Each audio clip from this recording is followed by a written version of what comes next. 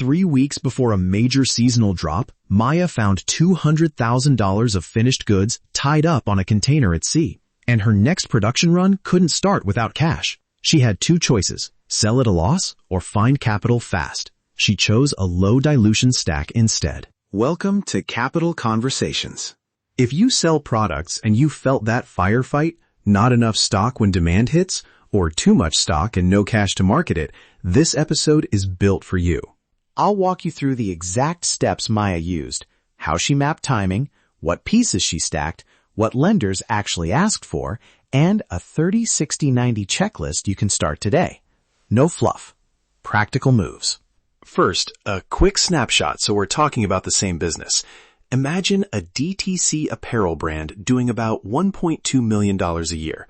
60% of sales happen in a 2-month season. Gross margins run around 50 to 55%. Supplier lead time is 10 weeks. Sound familiar? Now the cash problem. You pay suppliers long before customers pay you. That gap is the real knockout punch. Pay early, hold inventory, spend on marketing, then wait for receipts. If receipts lag, you borrow. Often you borrow expensive, or you understock and lose growth. Which would you pick? Let's map the toolkit. Think of each product as a tool with a timing slot. Here's the first move. Map the timing. Supplier terms usually live in that 30 to 90-day window. Stretching them by a few weeks cuts your peak need dramatically. PO financing is next. Great when you've got a firm purchase order and a supplier willing to work with a funder. It's quick, but expect higher fees. Inventory loans sit on finished goods. They're usually cheaper than PO finance, but take longer to set up. Factoring turns invoices into cash today, excellent for B2B channels. Revenue-based financing gives you a lump now and takes a slice of sales until a set multiple is repaid. Short-term lines bridge timing gaps. The secret isn't one magic product. It's combining 2 to 4 of these and staggering maturities so repayments don't clump, right?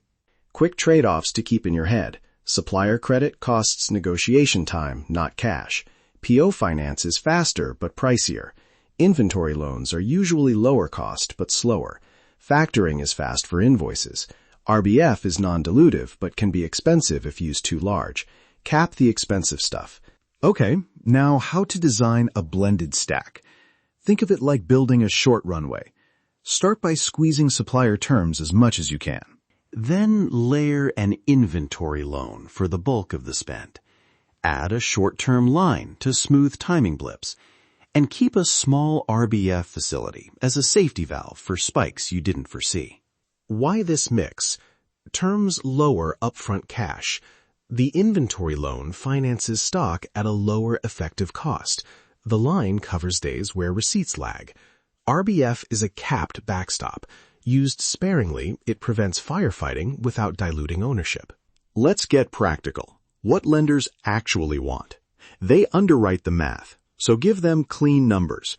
Monthly revenue for the last 12 months, bank statements, COGS cadence, inventory aging, signed POs or supplier confirmations, SKU sell-through, and a simple cash flow that ties POs to receipts to collections.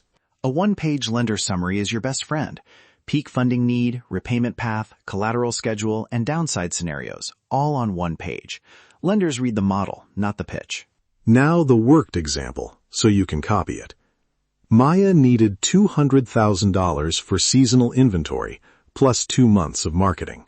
She split it 3 ways: $50K in extended supplier terms, a $100K inventory loan for 6 months, $30K short-term line, and $20K RBF as a safety valve.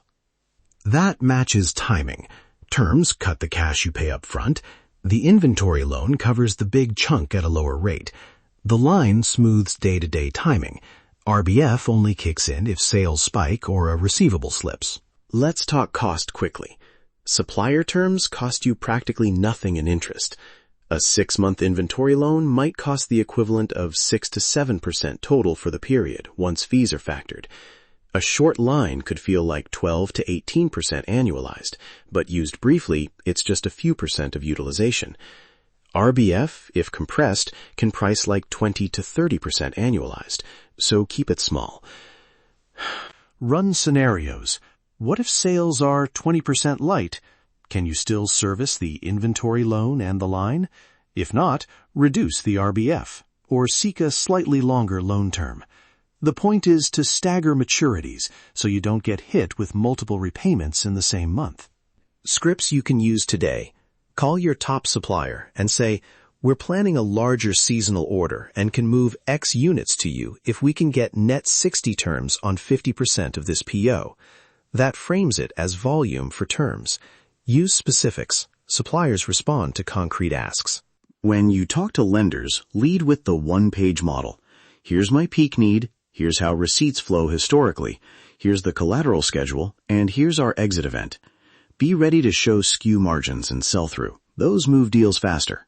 Your 30-60-90 plan. Very tactical. Day 1 to 30. Assemble your package. Bank statements, monthly P&Ls, inventory aging, supplier confirmations, and that one-page cash flow model. Day 30 to 60.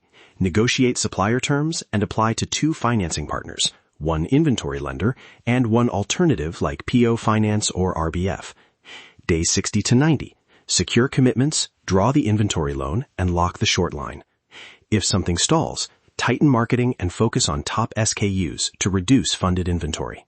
A few guardrails.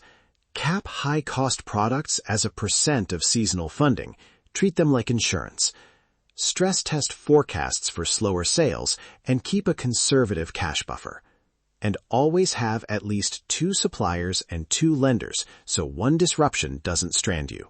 Quick recap in plain terms. Map timing, squeeze supplier terms, use an inventory loan for the bulk, bridge with a short line, and keep RBF or factoring as a small strategic backstop.